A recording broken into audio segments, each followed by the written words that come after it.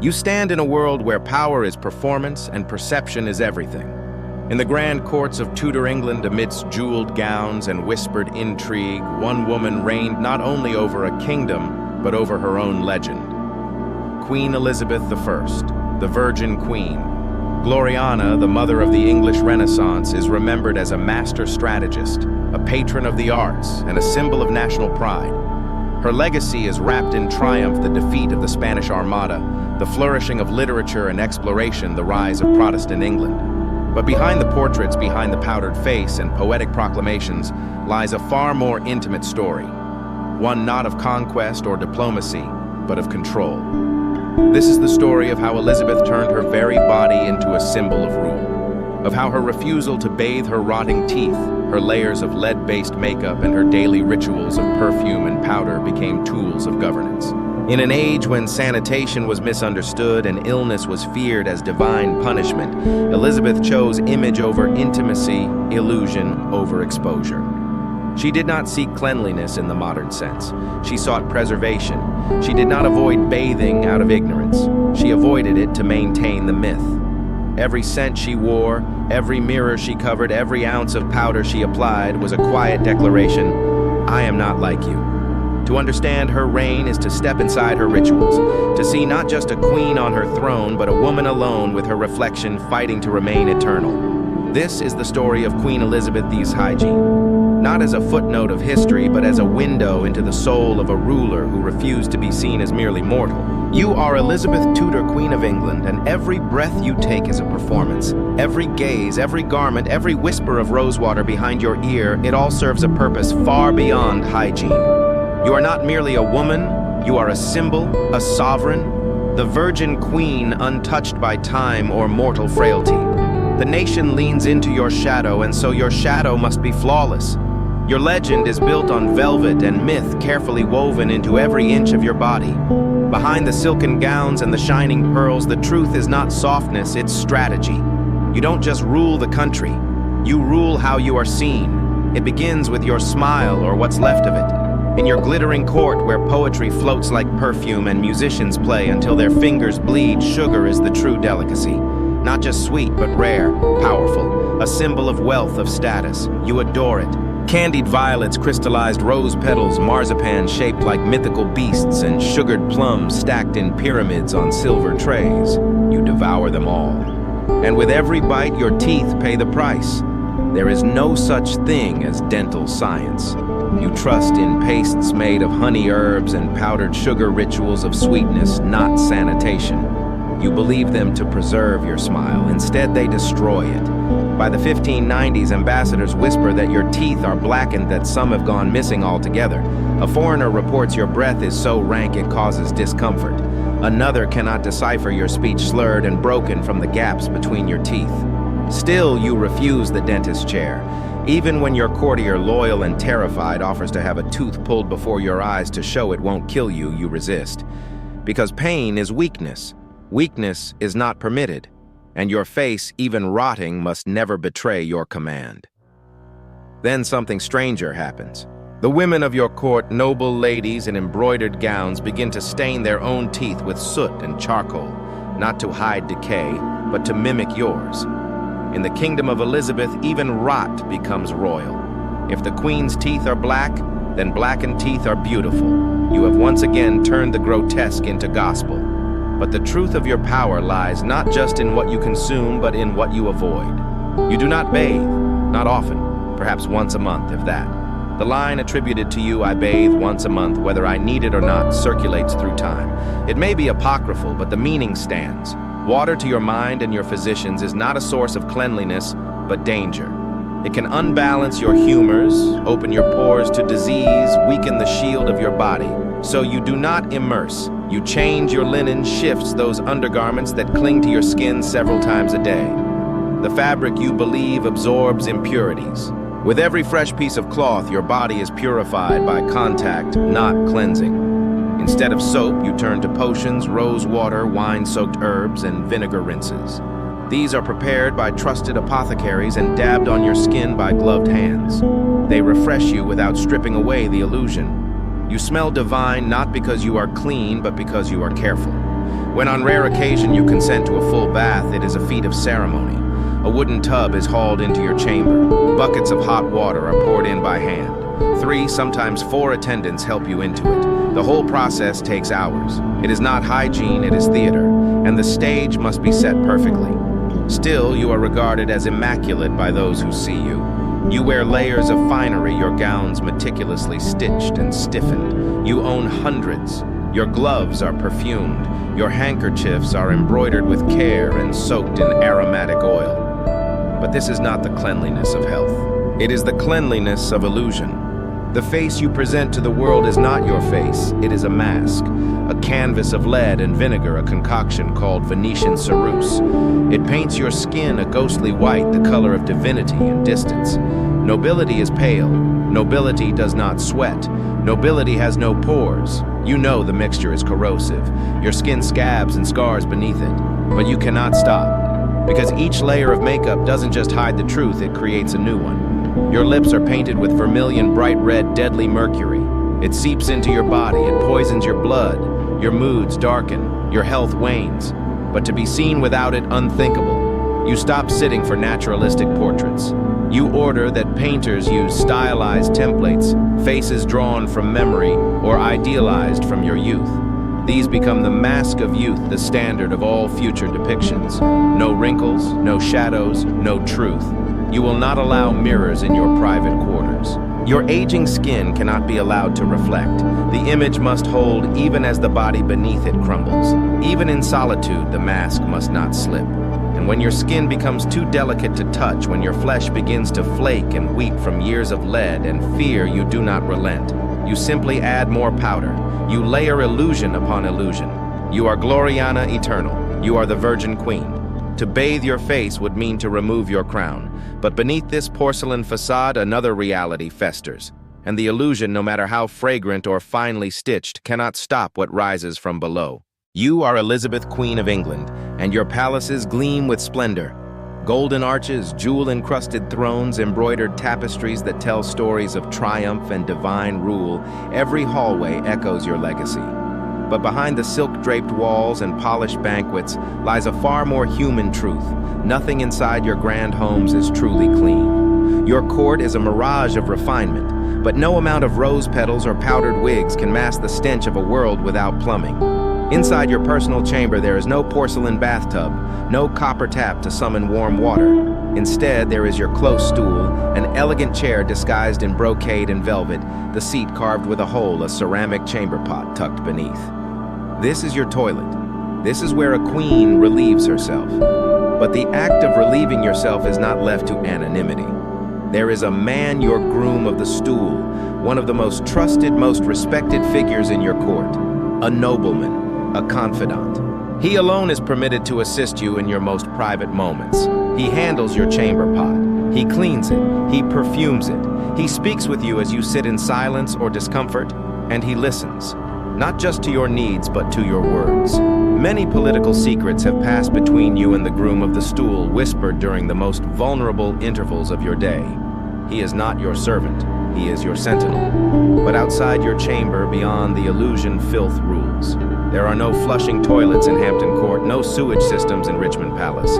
Instead, there are cesspits hidden beneath stone floors or tucked behind garden hedges.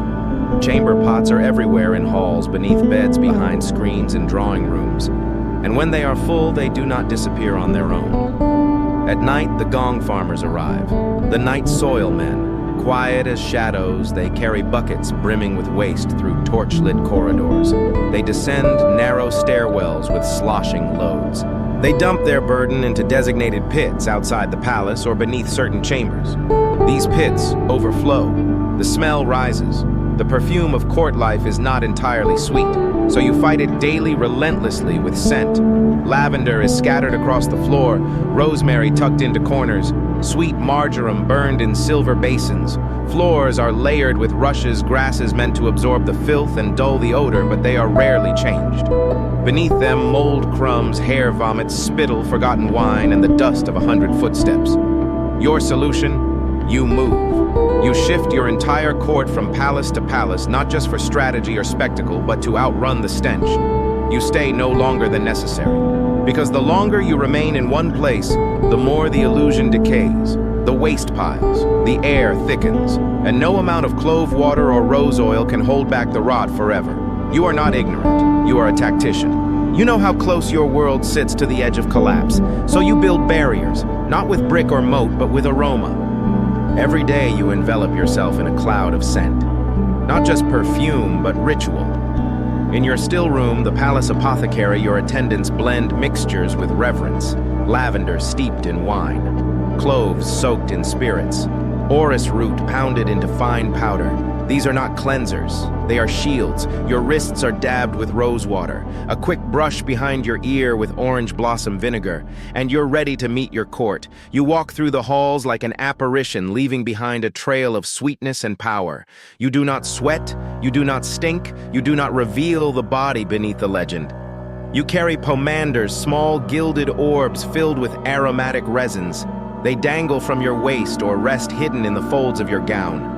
When the air grows heavy with the scent of unwashed courtiers or animal dung, you raise one delicately to your nose. It is a gesture of power, a reminder you do not share their world. Even your gloves are perfumed. You press them to your lips when thinking. You offer them as gifts to favored nobles.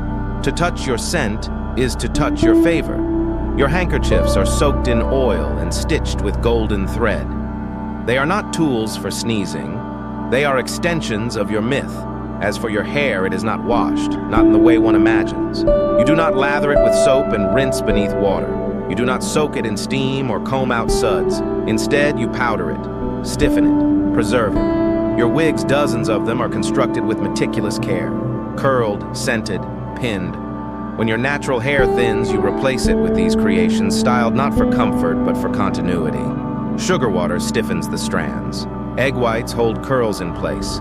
Powder hides any imperfection. Your real hair becomes irrelevant. Your image, your myth, does not allow for change. And beneath it all, your skin continues to betray you. The lead in your makeup eats through your flesh. Your face cracks. Sores form. Flakes appear like snow on your collar. Still, you add another layer. You cannot be seen without it. Rumors swirl of a chambermaid whose sole task is to repowder your shoulders privately, discreetly. You forbid mirrors. You do not want to see what lies beneath the facade. You begin to avoid sunlight, not out of fear, but preservation. Light reveals texture, wrinkles, truth, and the truth has no place in your court. You are not just a queen, you are a statue, a vision, a relic. Even in your later years, as your bones ache and your nerves fray, you maintain the performance. You carry a scented walking stick, an elegant staff infused with perfume. When a courtier's breath offends or a corridor reeks of stale meat, you lift it gently to your nose. You inhale. You retreat into your sanctuary of scent. It is a signal, a silent decree: I am not like you. Cleanliness for you is not about health, it is about symbolism. The water you avoid, the powder you apply, the gloves you perfume, it's all armor. And every morning when your attendants dress, you layer upon layer, scent upon scent. They are not preparing a woman. They are constructing a myth, a sovereign, a goddess in human form. You are Elizabeth Regina, child of Anne Boleyn, heir of Henry VIII, Queen of England. But you are something more, something crafted, sculpted, immortal not by virtue of blood or divine right, but by sheer will. And to preserve that immortality, you've learned the art of vanishing your humanity. Bathing is no longer just inconvenience, it is exposure.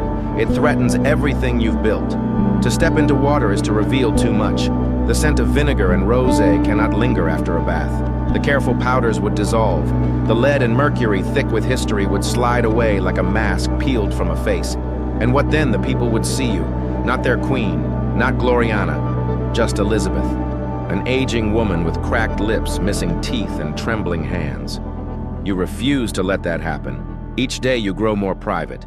The court around you swells with sycophants and spies. Even in your inner circle, trust is scarce. Your wardrobe is locked. Mirrors are covered. Your physicians are forbidden from discussing your ailments in public. Your appearance becomes a national secret.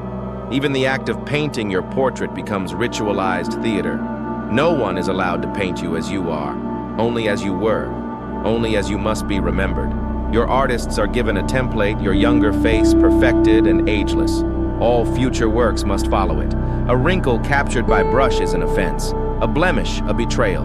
What the world sees is eternal porcelain skin, ruby lips, golden hair, even as the truth underneath becomes increasingly fragile. Your shoulders, long since damaged by the cosmetics of your youth, require constant care. Powder is reapplied throughout the day. One rumor tells of a lady-in-waiting whose only task is to touch up your skin when no one else is looking, her hands gentle as if brushing the wings of a butterfly. You have become your own monument, and the irony, the body you work so hard to hide is the one you've weaponized. Your chastity is politics, your beauty is policy, your image is currency. No man touches you, no husband dictates your will. You remain unmarried sovereign in all senses, the virgin queen. You belong not to a man, but to England itself. That's the story you sell. That's the story they buy. And they buy it because you never let them see the real you. Not your sores, not your stink, not your skin pocked and pale, disintegrating beneath the layers of artifice. But even as your body decays, your control does not. Every choice you make, every glove scented with musk, every carefully chosen fan embroidered with roses, it is not vanity. It is strategy. To smell like purity is to be above the mess. To look untouchable is to command. And so you continue. You gift gloves imbued with perfume and symbolism to foreign diplomats and favored courtiers. A perfumed glove from the Queen is not merely a gesture, it is a statement: you have my favor. You have touched divinity. You wear layers not just for fashion, but for preservation. Each gown is a shield. Your corsets constrict your rib cage, but they also bind your secrets. No one gets beneath the fabric. When a courtier offends your nose, you raise your pomander or walking stick. The gesture is slight, almost imperceptible, but it sends a message. You do not live in their world of sweat and decay. You dwell somewhere above it. Your hair, by now mostly gone, is replaced with wigs. Elaborate constructions of curls and braids stiff with sugar and lavender oil. Not a strand is out of place. No one must see the bare scalp underneath. Even your emotions are choreographed. You weep in private, if at all. Rage is displayed only when useful. Tenderness is rare and often masked by performance. Vulnerability is a luxury you buried long ago beside the mother they beheaded and the lovers you sent away. In your final years, you rarely leave your chamber. You no longer allow portraits to be commissioned freely. You eat little, you trust few, but your rituals remain unchanged. You still dab rose water behind your ears. You still powder your cheeks until they resemble bone china. You still insist on gloves, still carry your pomander, still breathe through fabric when the air thickens with sweat and meat and sewage.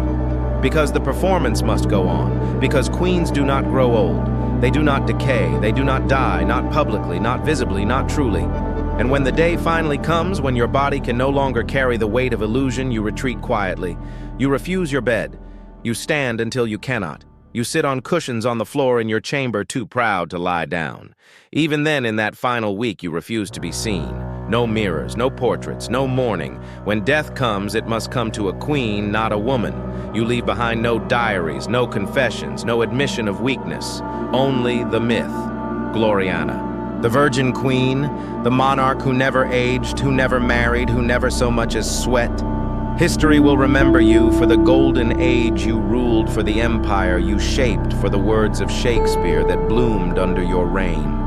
But beneath it all, behind the speeches and naval victories and dazzling jewels, you crafted your legacy with powder and scent.